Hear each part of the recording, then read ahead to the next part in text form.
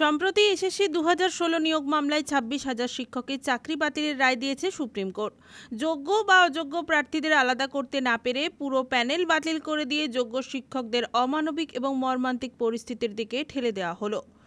উদ্ভূত এই পরিস্থিতিতে যোগ্য শিক্ষকদের পরিবার সহ এই রাজ্যের শুভবুদ্ধি সম্পন্ন মানুষকে চূড়ান্ত হতাশ করেছে। হাজার হাজার পরিবারের ভবিষ্যৎ দুর্নীতি এবং দুর্নীতিগ্রস্ত রাজনীতির দ্বারা কোনোভাবেই বিপন্ন হতে দেওয়া যায় না। এই রায়ের তীব্র প্রতিবাদ জানিয়ে দুর্নীতিতে জড়িত নেতা মন্ত্রী সহ সকল ব্যক্তির কঠোর শাস্তি এবং যোগ্যদের ন্যায় বিচারের দাবিতে এই দিন ছাত্র সংগঠন এআইডিএসও এবং যুব সংগঠন এআইডিওয়াইও পূর্ব মেদিনীপুর উত্তর সাংগঠনিক জেলা কমিটির পক্ষ থেকে তমলুক হাসপাতাল মোড় থেকে মানিকতলা মোড় পর্যন্ত বিক্ষোভ মিছিল সংগঠিত হয়।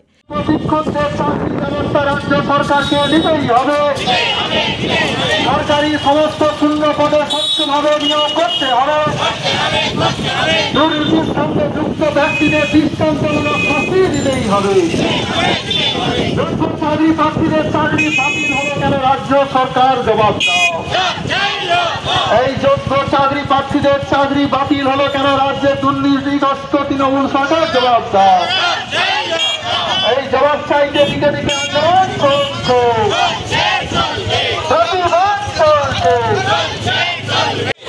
দুর্নীতিগ্রস্তদের অবিলম্বে দৃষ্টান্তমূলক শাস্তি দিতেই হবে।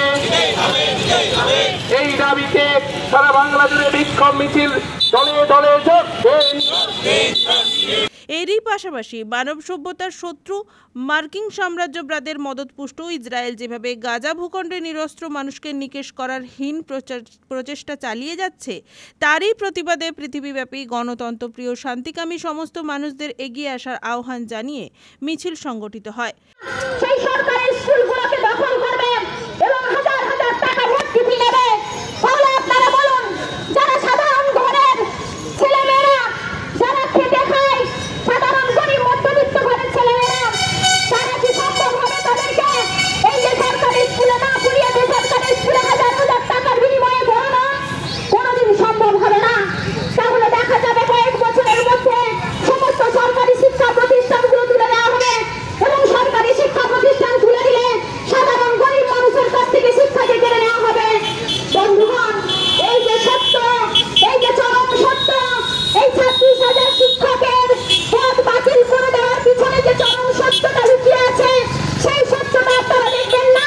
এই দিনের এই বিক্ষোভ মিছিলে নেতৃত্ব দেন ছাত্র সংগঠন এআইডিএসওর জেলা সম্পাদক নিরুপমা বক্সী ও জেলা সভাপতি শুভজিৎ অধিকারী এবং এআইডিওয়াইওর জেলা সম্পাদক আশিস দোলই, জেলা সভাপতি মঞ্জুশ্রী মাইতি। ছাত্র সংগঠন এআইডিএসও এআইডিওয়াইও মনে করেন যে আমরা বলেছি যে জাতীয় শিক্ষানীতি ও রাজ্য শিক্ষার মধ্যে দিয়ে রাজ্য সরকার ও কেন্দ্র সরকার বলেছে যে 5 কিলোমিটার 10 কিলোমিটারের মধ্যে যতগুলো সরকারি স্কুল আছে সমস্ত স্কুল, সরকারি বেসরকারি স্কুলগুলো স্কুল ক্লাস্টার তৈরি করবে এবং একটা স্কুল সমস্ত সরকারি স্কুলগুলো পরিচালনা করবে। তাহলে আজকে যদি একটা সরকারি স্কুল দেখা গেছে যে 52 জন শিক্ষকের মধ্যে 35 জন শিক্ষকের পদ যদি শূন্য হয়ে যায়, তাহলে এরকম 10 কিলোমিটারের মধ্যে যতগুলো সরকারি স্কুল আছে দেখা যাবে যে সরকারি স্কুলে তুলনামূলকভাবে শিক্ষক আছে, আশেপাশের যত সরকারি স্কুল একটা সরকারি স্কুল পরিচালনা করবে বা কোনো একটা বেসরকারি স্কুল পরিচালনা করবে। দেখা যাবে যেখানে বিজ্ঞানের শিক্ষক নেই, এই যে বিজ্ঞান বিভাগ বন্ধ হয়ে যাবে, যে স্কুলে বিজ্ঞানের সমস্ত শিক্ষক পদ শূন্য হয়ে যাচ্ছে, সেই বিজ্ঞান বিভাগের ছাত্রদেরকে পরের স্কুলে অন্য কোনো 10 কিলোমিটার দূরে কোনো একটা স্কুলে গিয়ে পড়তে হবে। তাহলে আপনারা বলুন, দেখা যাবে এই সরকারি স্কুলগুলো বাকি 10 কিলোমিটারের অভ্যন্তরে যত সরকারি স্কুল সমস্ত সরকারি স্কুলগুলো চক্রান্ত।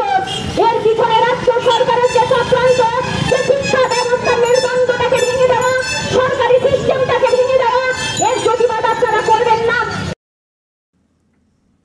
ব্যুরো রিপোর্ট, খবর বিসিবিএস।